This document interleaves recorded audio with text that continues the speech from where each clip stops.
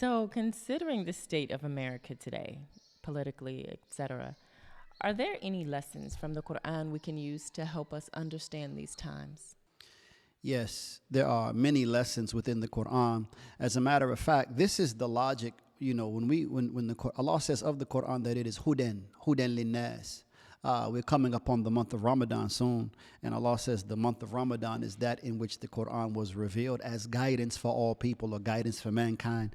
And then, of course, when we read Surah Al-Baqarah, He says it is hudan lil muttaqeen. It's more specific, guidance for those who have sacred regard for Allah and those things that Allah created us to have regard for.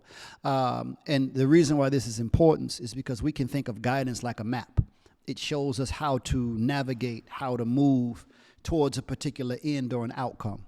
So, as a matter of fact, what I have in mind in light of your question, when Adam first was deceived by the enemy of man, Shaytan, Iblis, who became Shaytan, Allah told him after he fell that there would come to Adam from Allah guidance. And whoever would follow that guidance, there would be no fear upon him, nor shall they grieve. So the guidance really comes to restore man, to restore us, and to show us how to navigate in the world and be reconciled with God's plan to bring us to the conclusion Allah created us to come to. The conclusion that we're created to come to is really articulated in the language that initiates His creation. When Allah says, "Surely I am creating in the world a Khalifa," this responsible ruler in the earth. And there's a lot to this particular narration. This is a narration about the human being given in both the Bible and it's also in the Quran. That this man is created, the human being is created with a very special nature, a very special character. Because after all, the angels, they expressed some sort of distrust or some type of apprehension regarding the creation of man. And Allah, He told them, "Surely I know that which you do not know." And what He did, according to this narration in Surah Al-Baqarah, He educated the man. He gave the man knowledge, a special knowledge or divine knowledge or really just knowledge. He says, "Kullaha," universal knowledge, it could even be said. And when it was proven to the angels that this man received, or he had reception of knowledge that they did not possess, this is why Allah commanded the angels to make sajda to Adam, meaning that it is knowledge that distinguishes the human being and lifts him up as a creation. And Allah says regarding the human being, whereas the narration is speaking about Adam, He says elsewhere in the Quran, "Laqad karamna Bani Adam." Indeed, we have made noble and honorable all of the descendants of Adam. So some of the thinkers in Islam came to the conclusion that it was this capacity for knowledge, this ability to perceive, transmit, and build upon advanced knowledge. Man as an intellect. This is what gives him a special status in the world. And this is true.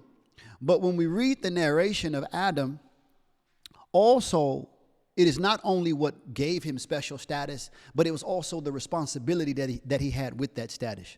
Because he was told by Allah, "O Adam, dwell you and your wife in the garden and eat from it freely, but do not approach this tree." And to really get to the essence, the root of what's being discussed here, the man was created by God as an intellect and given freedom, etc., but he was also given moral responsibility. And his moral responsibility can be reduced to the very simple issue of obedience or disobedience to Allah, the command and will of Allah. And it was after the man was deceived to disobey Allah that he lost the garden. So we have several things here. Man as a Khalifa, meaning a responsible authority on the earth. Man as a creature of intellect, and then the human being as a person of moral responsibility with that intellect and with that authority in the earth. And then we have the other notion that I mentioned, that all of us are descendants of Adam, meaning all of us inherit this to some degree or another. Now, this is mentioned in Surah Al-Baqarah, and this narration precedes the narration of the children of Israel. We can think about it this way. One of the first covenants of the human world, of man, There's sort of this pre-existing covenant mentioned in the Quran, but I'm speaking about now the human being in man's world. This is the covenant of God putting Adam in the earth, telling him what to do and what not to do. He breaks that covenant. This narration precedes in Surah Al-Baqarah the narration of Bani Israel, because really their history as a people follows this same pattern, that they were given God's covenant. They were educated by Allah in the law, in the Torah. They were given a covenant, and they were told what to do and what not to do. And if they would do that which Allah commanded them to do, they would be productive and fruitful as a people. But if they were to disobey God's commands, they would be brought down as a people. Now, why is this important? Because this central dynamic of the human being as a special creation and the human being being commanded by Allah what to do and what not to do, it is not only for any particular group of people or that particular group of people at that time, or Adam in the beginning. It is really the condition of the human world. So when we fast forward now to the 7th surah, Surah Al-A'raf, Allah says, there's the first 10 ayat, there's some discussion, but then he says in the course of that discussion, and how many cities have we destroyed? We brought down, we destroyed it. And the narration of Adam comes again. This is the second time in our reading of the Quran as we read it in its current form. This is the second time the narration of Adam is brought before us. And he talks about, the introduction to the discussion is the bringing down of nations. Then it progresses into the fall of Adam. And then it progresses into Allah warning the descendants of Adam to not let the Shaytan tempt you as he did your parents, exposing their shame, etc. But that discussion progresses to a recounting of the history of nations throughout the world. The people of Noah, all the way to, Lut, all these various nations, the people of Ad, the Thamud people, etc. These nations, time and time again, undergo a similar dynamic, that they're lifted up in the world.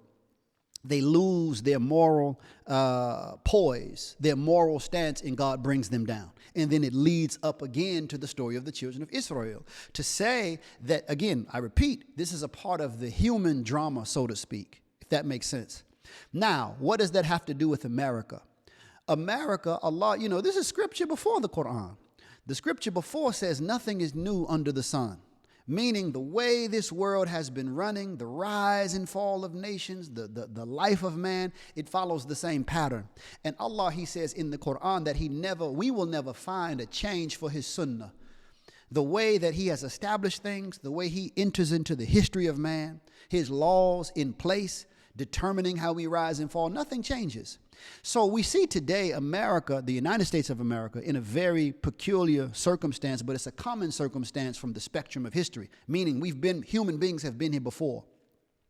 And it's very easy for us to look at, ICE in Minneapolis, for example, or in other cities. It's easy for us to see President Trump's rhetoric regarding Greenland, or what he just did with the Venezuelan president. It's very easy to isolate these things and look at him as the bad guy without understanding a much more profound, I would say, sociological phenomenon that really has a metaphysical or a spiritual basis, which is the condition of the leadership of a society oftentimes reflects the moral condition of the public from which that leader comes from, or the moral condition of that society from which that leader emerges. Or that leader is a reflection of the spiritual state of those people.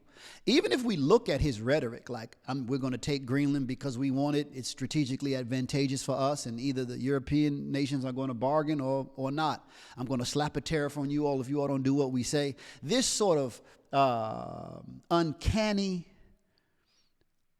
lack of respect for other people, and this very selfish, self-centered focus in terms of my interest versus you all's interest. This is really the state of a lot of people in the public. This is not to say all Americans are bad, but this is to say that what we find in the leadership, limited vision, and not just him, the Republican Party, and I would say the Democratic Party as well, limited vision, limited or lack of true human sensitivities and a sense of value for human beings, all of these things. This is something that has seeped into the spirit of America. Not every member, but far too many. So it's questionable whether or not the members of this society possess the moral strength to not only hold up good leadership, but to produce good leaders at all. So this is important. We have to be realistic. So the state of America today is reflective of the moral condition, and the moral condition is of such nature that we've forgotten about God. That's what I'm really getting at. The family life, the public sector, our entertainment, our dress. It's not that we have to be angels, but the average one of us, we live our life in a way where awareness of an authority over our lives that has created our lives and has given our life a direction. We don't live with that consciousness anymore. On the whole, we don't raise our children with that consciousness. It's not what our teachers in the school. It's not in the music. It's not in anything that is part and parcel of American existence. Now, understand that what I mentioned prior about all of us being the descendants of Adam, this is something that was ingrained in the language of the founding of this nation. The person of Adam, the first man, the original nature in this earth, in the great potential and capacity for that nature, is symbolized for us in Islam in our Qibla, the Kaaba, which is that house built by Ibrahim alayhi salam. And it's the direction we turn when we say Qibla. That's the direction that we turn.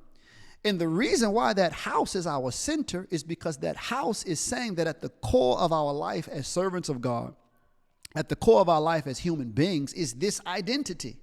And if we keep this sacred identity that I explained about Adam, that all of us are created to inherit and to advance, if we keep that at the core of our community, our society, society will thrive in the plan of God. When the founding fathers of this nation, I'm not addressing right now their moral inconsistencies, in their lapses in moral judgment, etc. I'm not doing that. I'm talking about just the language that's on the paper. When they made the declaration and said that we hold these truths to be self-evident, that all men are created equal and endowed by their Creator with certain inalienable rights, etc., to the end of that statement or to the end of that declaration, and then the Constitution is built upon the premise laid in that declaration. Imam Muhammad said, whether they know it or not, or whether we know it or not, when they, politically at least, when they laid that language out, they turned to the Qibla that the Muslims have. And in Christian tradition, this is really what Jesus Christ represents. Lift me up and I'll bring all people unto me. He's the second Adam.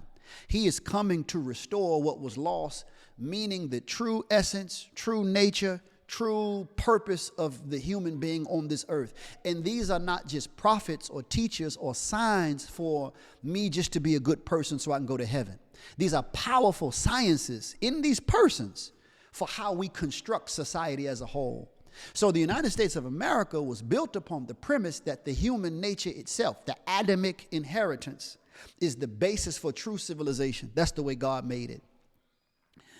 They were in violation of it because we know Thomas Jefferson, we heard all of that before, had slaves, etc. But if you notice the history, throughout the history, that language of the Declaration that's inspired by Scripture, if you follow what I'm saying, it was always used even for the women's liberation movement, for the civil rights movement. That language was always used as the key to eventually open up the door for more freedom and opportunity for the American people. And it was upon the basis of respect of the human being that's given in that type of language. That's why we have we have had organizations that feed the needy around the world, that invest in education around the world. The United States is guilty of a lot of immense crimes, but it was also historically, it has been one of the biggest charity givers. It has been one of the forces, while dumping a lot on the world, for sure, it has also been a force for improving the world. Because there were at least good persons, people of goodwill, seeing the value of the human being, working on behalf of the human cause. The current administration has done away with that. And this is what I really see as a problem spot for the United States of America. You know, no matter how bad we were, Allah's ways, you know, the Christians used to say, God works in mysterious ways. You can have a tyrant, but as long as he's charitable, God will bless them to some. You see what I'm saying? But when the United States begins to withdraw support, pull itself back, and destabilize the world, we will lose God's favor. But I think what we do have working on us is that the American public also, while having a lot of challenges, we do have a lot of members of this society who care about human beings.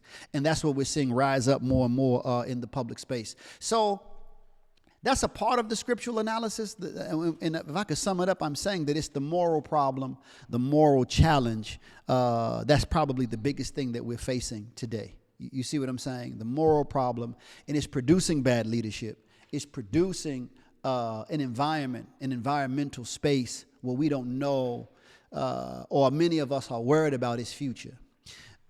The suggestion would be is that we turn back to divine guidance.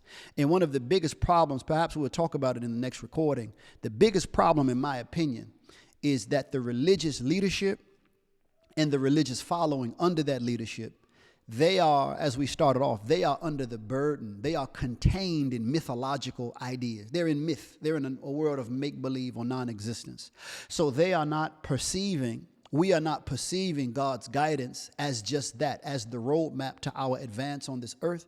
We are looking at God's guidance as mythology, and we're looking at this world as something separate. So we don't know how to translate that which Allah has revealed for the edification of our world today. That's the big problem. And the preachers, the imams, etc., they're either ignorant themselves or they have an interest in preserving their flocks. I'm going to use that Western language in this baby-like ignorant state. And until we can overcome that and meet that challenge, we will not be able to fight the real devil in the real world for the reformation of our condition in this nation, and I would say globally.